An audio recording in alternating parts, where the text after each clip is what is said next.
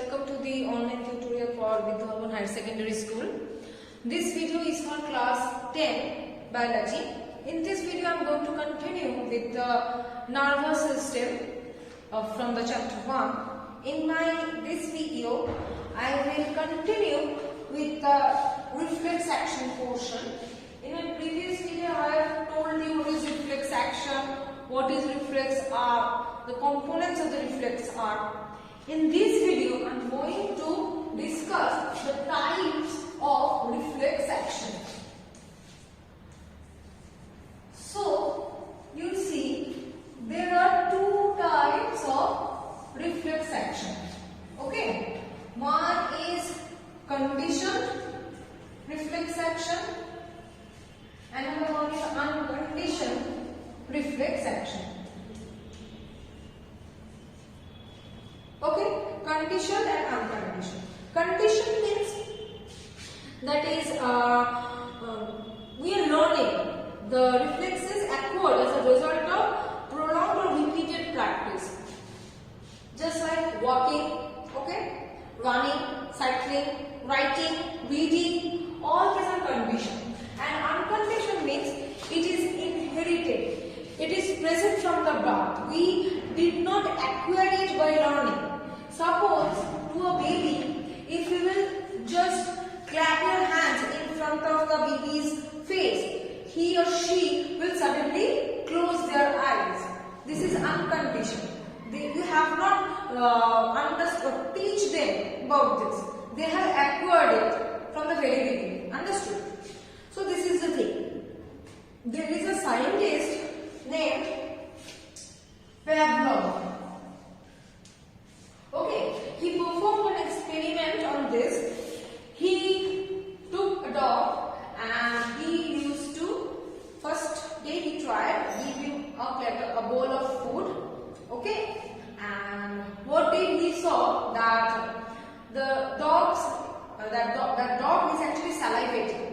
Why? Because after he saw the food, he was salivating, so that he was feeling very much greedy and he is having a desire to eat that food. That's why he is salivating. Okay. On the same day, he rang a bell. Okay, he rang a bell. But at that time, the dog was not salivating.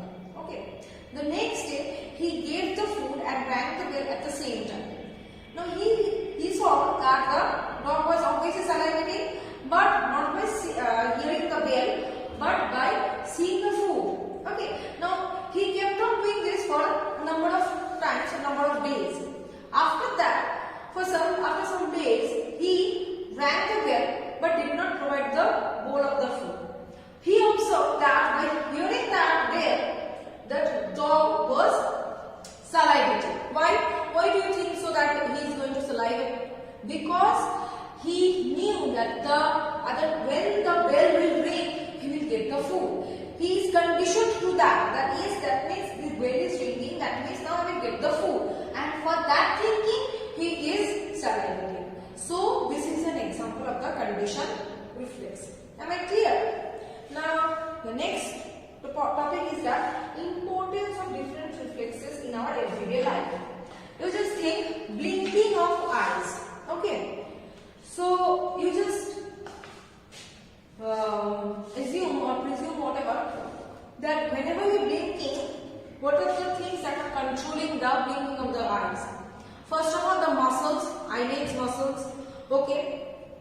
Next is that obviously the folds of the skins are being compressed or being relaxed by blinking of the eye. Now, continuous blinking can disrupt our vision. Okay. And blinking keeps our eyes moist. The fluid from the tear gland secretes or sprays all over the eye and kill all the bacteria and making the eyes moist, so that it is very good for vision, good for the eyes also. Next is that blinking also goes against the dirt, dust. Whenever anything falls on our eyes, what we say? That blink your eyes for some time or close your eyes. It will help to remove that dirt. So in this way it is helpful. Next is that coughing. You just think, whenever we are eating something and some food particles enter into the windpipe, what we do? We cough out, right? And while we cough out, the food particles from the windpipe also come out, thus protecting us getting severely injured. Okay? So this is the thing. Next is that sneezing. We just see, why do we sneeze? Whenever there is any movement within our nostrils or within the windpipe. Okay, what happens over there? Any kind of foreign particles enter, causing some random movement. We get irritated, the skin gets irritated, and we then sneeze out. Now, whenever we are sneezing out, what is happening?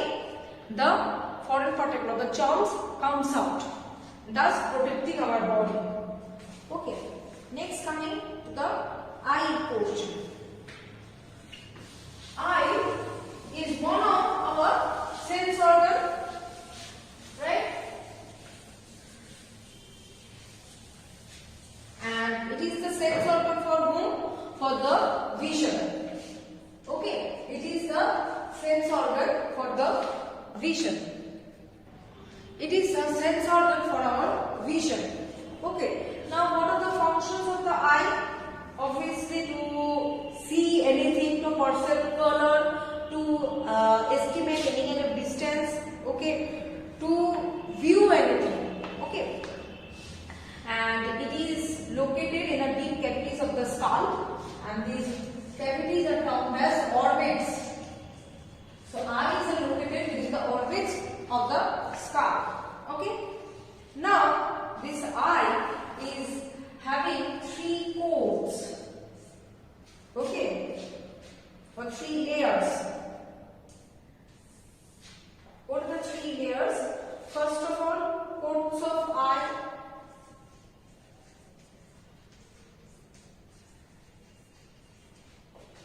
Second, refractory media. Third is the protective part.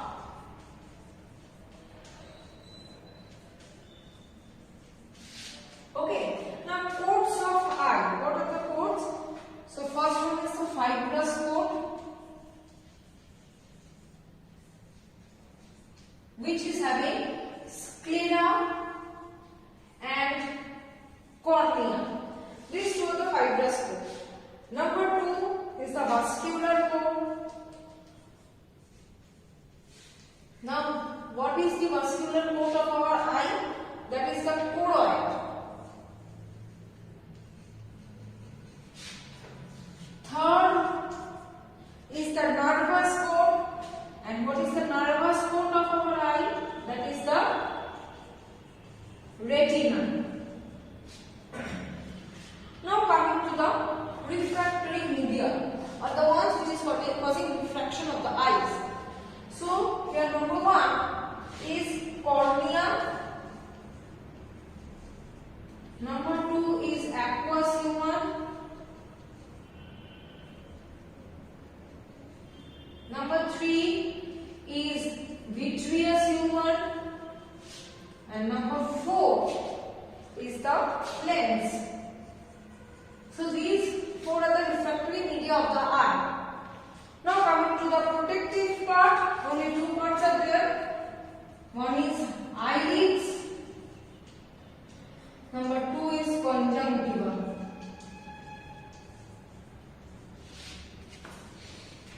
So these are the parts of the eyes. Okay, now we will see what are the general functions or general characteristics of these coats of the eyes.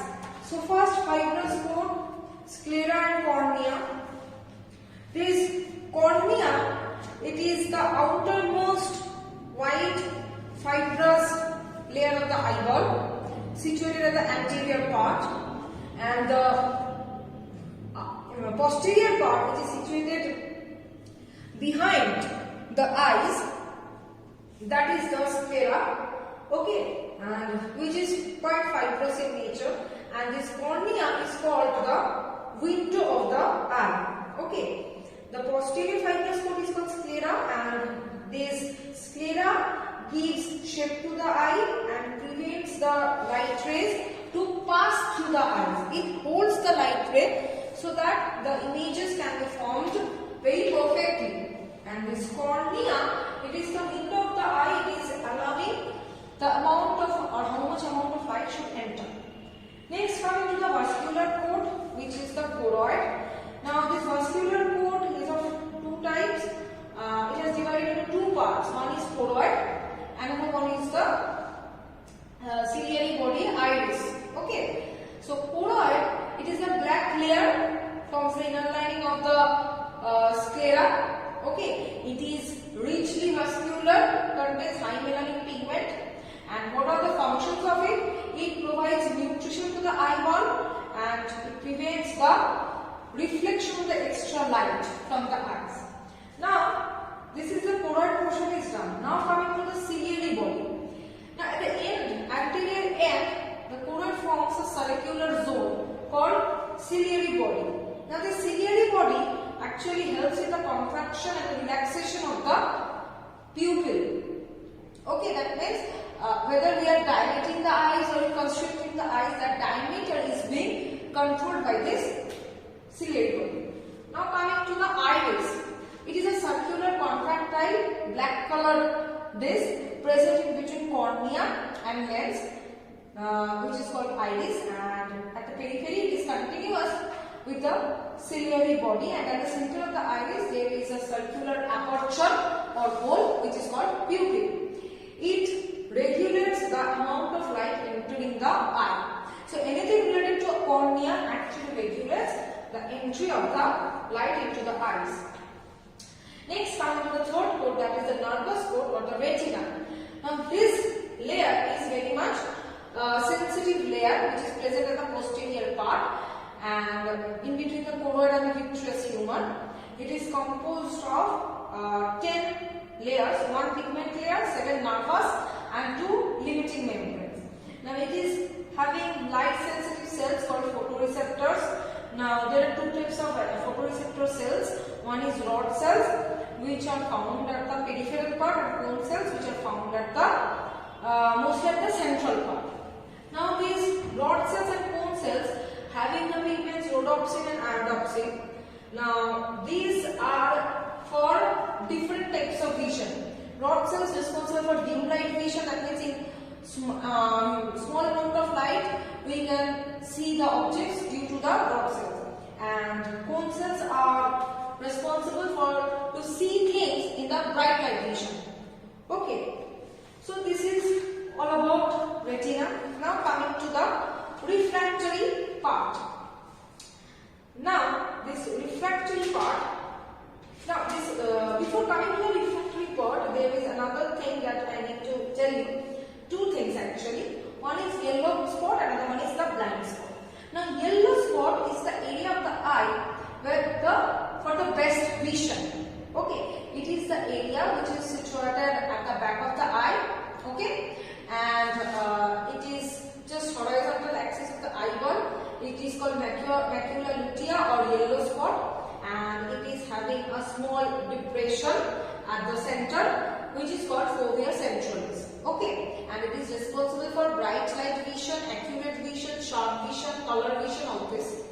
And blind spot is the area of the retina just where no vision is occurring. It is present just below the yellow spot. Okay, and it is having no photoreceptor cells. That is why it is termed as blind spot, because no vision is taking place over here.